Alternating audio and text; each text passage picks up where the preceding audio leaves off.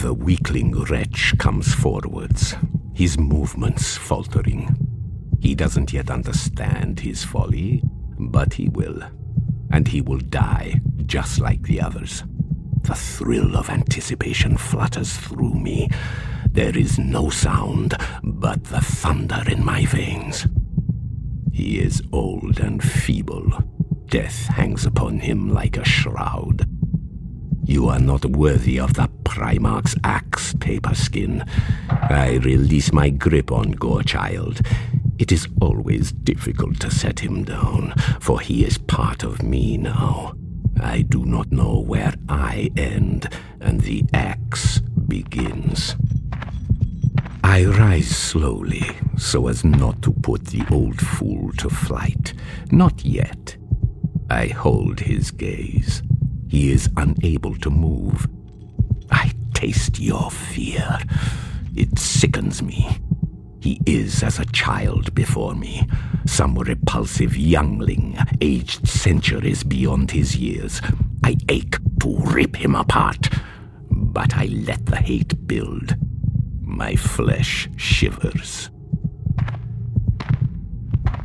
I stalk him, moving in shadow. His eyes are watery, and they plead silently with me. I keep him transfixed. You are pathetic. You are weakness personified. You disgust me. I glance pointedly towards the doorway. It is the only exit.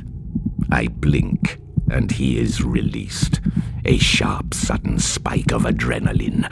It telegraphs his intent. Rationally, the old fool must have known he had no chance, but terror, true terror, is anything but rational. The craven wretch turns to run. It is an invitation that I cannot resist.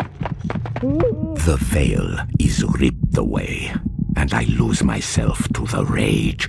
Everything is red.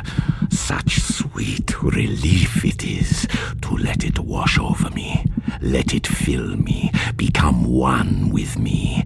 This is life. This is all that is true.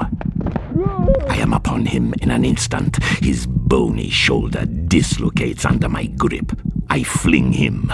He falls hard, carving a furrow through the red sand, and hits a pillar. Crack! It sounds like the snap of dry twigs. Marrow leaks, and more blood stains the sand. He mewls like an infant. The sound infuriates me. I am upon him before he knows it. I want him to stand and fight. He says he cannot. I lift him to his feet, but he falls in a crumpled heap as soon as I release his neck. You are no warrior. I kick him, and he flies, briefly. Another crack. He slides down the wall, wet and broken. I kneel beside him as he quivers and gasps in the dust. Your death will bring me no glory. My hands completely encircle his head. Your skull is fragile and brittle.